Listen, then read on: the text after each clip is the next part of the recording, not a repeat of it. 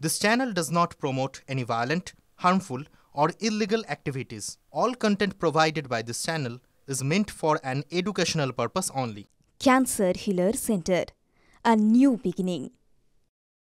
চাকরি বাতিল ইস্যুতে শিক্ষক ও শিক্ষাকর্মীদের বিকাশ ভবনে অভিযান এবং সেই অভিযানকে কেন্দ্র করে দুবার পরিস্থিতি। এই মুহূর্তে ছবিটা দেখাবো আপনাদেরকে।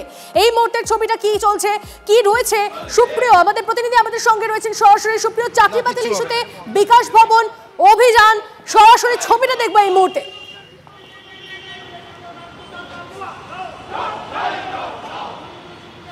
একেবারে আমার ক্যামেরা পার্সন পিকু আমার সঙ্গে রয়েছে। আমি দেখানোর চেষ্টা করব যে করুণাময়ী বাস স্ট্যান্ড থেকে ইতিমধ্যেই মাধ্যমিক শিক্ষক ও শিক্ষাকর্মী সমিতির ডাকে যে বিকাশ ভবন অভিযানের ডাক দেওয়া হয়েছিল, সেই কর্মসূচিকে সামনে রেখে কিন্তু যে মিছিল, শিক্ষক শিক্ষিকা এবং শিক্ষাকর্মী যারা এই মিছিলে অংশ নিয়েছেন তারা কিন্তু ধীরে ধীরে এগিয়ে চলেছেন বিকাশ ভবনের দিকে।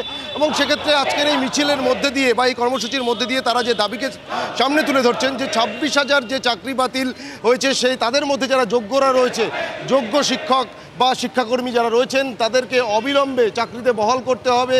তাদের যে অযোগ্য যারা রয়েছে, অযোগ্যদের পৃথকীকরণ করতে না পেরে যে যোগ্যদের তার সঙ্গে একসঙ্গে মিলিয়ে দিয়ে যে সকলকে চাকরি থেকে বাতিল করা হয়েছে, গোটা প্যানেল বাতিল করা হয়েছে, তারই প্রতিবাদে কিন্তু এই মিছিল। আমরা একটু সরাসরি কথা বলি। আজকে এই বিকাশ ভবন অভিযান আপনারা কি দাবি সামনে তুলে ধরছেন? আমরা মূলত যে দাবি তুলে ধরতে চাইছি যে রাজ্য সরকারের ব্যর্থতাতেই পৃথকীকরণ সম্ভব হয়নি, যে কারণে তো সুপ্রিম কোর্টকে এই রায় দিতে হয়েছে। এই রায়ের ভেতর দিয়ে অসংখ্য শিক্ষক তাদের জীবন বিপন্ন হয়ে যাচ্ছে। অতএব রাজ্য সরকারকে এই পূর্ণাঙ্গ দায়িত্ব নিতে হবে এবং যোগ্যদেরকে পুনর্বহাল করা না পর্যন্ত আমাদের এই আন্দোলন চলবে। আপনারা কি বিকাশ ভবনে কোনো ডেপুটেশন দেবেন? হ্যাঁ, আমরা প্রিন্সিপাল সেক্রেটারির সঙ্গে মিট করছি এবং প্রিন্সিপাল সেক্রেটারির কাছে আমরা স্মারকলিপি জমা দিয়ে এই দাবিই করব যে কেন যোগ্যদের চাকরি চলে গেল এই জবাব তাদেরকে দিতে হবে। কারণ যোগ্যদের চাকরি খেয়ে নেওয়ার নেপথ্যে রাজ্য সরকারের নীল নকশা কাজ করেছে। অযোগ্যদেরকে আড়াল করতে গিয়ে আজকে যোগ্যরা পথে বসে গেল। আমরা মামলাকারী সংগঠন আমরা বহুবার প্রিন্সিপাল সেক্রেটারি এসএসসি চেয়ারম্যানের কাছে আমরা জানিয়েছি যে এই ব্যবস্থা চলতে পারে না, আপনাদেরকে যোগ্য অযোগ্যের পৃথকীকরণের তালিকা পেশ করতে হবে। আজকে তালিকা পেশ না হওয়ার জন্যে এই পরিণতি হয়েছে এবং এর সম্পূর্ণ দায়ভার রাজ্য সরকারকে নিতে হবে। একেবারে দেখো, আমি যে বিষয়টা বলছিলাম যে শুধুমাত্র এই যে যোগ্য এবং অযোগ্য তাদের পৃথকীকরণ করা সম্ভব হয়নি এবং সেই দায়ভার সম্পূর্ণটাই এসএসসির। আর সেই বিষয়কে সামনে তুলে ধরেই যোগ্যদের যাতে চাকরিতে পুনর্বহাল করা হয় সেই দাবিতে আজকে কিন্তু বিকাশ ভবন অভিযান এবং আমরা সেই ছবি দেখছি। সুপ্রিয়, নজর রাখো। ধন্যবাদ। মুখ্যমন্ত্রীর উপর ভরসা রাখুন, যোগ্য বঞ্চিত চাকরিহারাদের পাশে থাকার আশ্বাস দিয়ে মন্তব্য শিক্ষামন্ত্রীর। তার দাবি এসএসসির যোগ্য অযোগ্য আলাদা করে তালিকা দিলেও সুপ্রিম কোর্ট তাতে সম্মত হয়নি বলে দাবি ব্রাত্য বসু।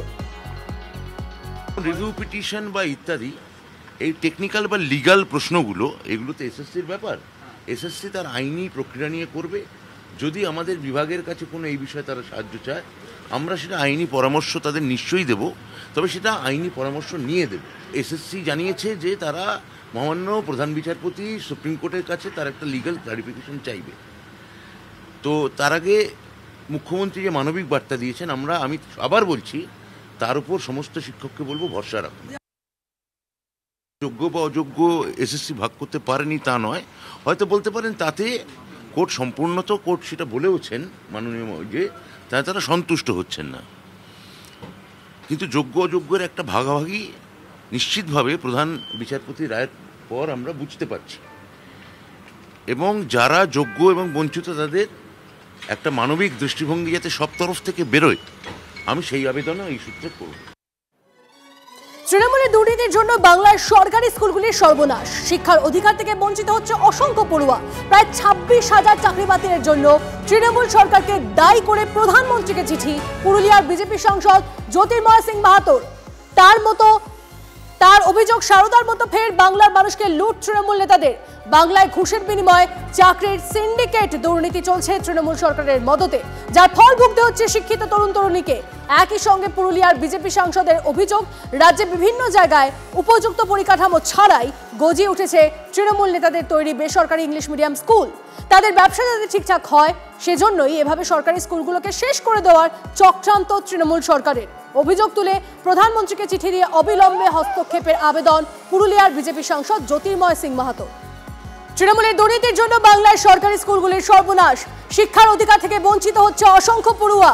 প্রায় 26,000 চাকরি বাতিলের জন্য তৃণমূল সরকারকে দায়ী করে প্রধানমন্ত্রীকে চিঠি পুরুলিয়ার বিজেপি সাংসদ জ্যোতির্ময় সিং মাহাতোর। প্রধানমন্ত্রীকে চিঠি দিয়ে পদক্ষেপের আর্জি বিজেপি সাংসদের। সারদার মতোই মানুষের সঙ্গে দুর্নীতি হবে, সারদার মতোই ফের বাংলার মানুষকে লুট তৃণমূল নেতাদের। বাংলায় ঘুষের বিনিময়ে চাকরির সিন্ডিকেট, দুর্নীতি চলছে তৃণমূল সরকারের মদতে। এই মুহূর্তে আরো একটা খবর দিয়ে আপনাদেরকে, এই মুহূর্তে ব্রেকিং নিউজ বিগ বাংলা দেখাবো আপনাদেরকে। ফের আদালতের দ্বারস্থ হতে পারে এসএসসি, এমনটাই খবর পাওয়া যাচ্ছে এই মুহূর্তে। ফের আদালতের দ্বারস্থ হতে পারে এসএসসি। দ্রুত নিয়োগ প্রক্রিয়া শুরু করতে চায় এসএসসি। সুপ্রিম কোর্টের নির্দেশ নিয়ে বেশ কিছু দ্বন্দ্ব রয়েছে এসএসসির। কারা নতুন নিয়োগ প্রক্রিয়া আবেদন করতে পারবেন তা প্রধান বিচারপতির কাছে জানতে চাওয়া হবে। নতুন নিয়োগ প্রক্রিয়ার ক্ষেত্রে লিখিত, ইন্টারভিউ সব থাকবে বলেই সূত্রের খবর। তবে 3 মাসের মধ্যে নিয়োগ প্রক্রিয়া সম্ভব নয়, জানিয়ে দিলেন এসএসসির চেয়ারম্যান। 3 মাসটা এখানে বলেনি কোনটা, না এটা তো সম্ভব নয়, কখনোই সম্ভব নয়। 3 মাসের মধ্যে এটা লেখাও নেই এবং 3 মাসের মধ্যে নিয়োগ প্রক্রিয়া, এটা প্রক্রিয়াটা সম্ভব, 22 লক্ষের প্রক্রিয়া সম্ভব করা। পরীক্ষা নেওয়া নিশ্চয়ই বিজ্ঞপ্তি, কিছু পদক্ষেপ নেওয়া যেতে পারে। যখন একজন বলছেন যে 3 মাসের মধ্যে নিয়োগ প্রক্রিয়া করো, এটা সবাই বোঝেন যে কোনো নিয়োগ প্রক্রিয়ায় 3 মাসে শেষ হতে পারে না, কারণ পরীক্ষা নিতে হয়।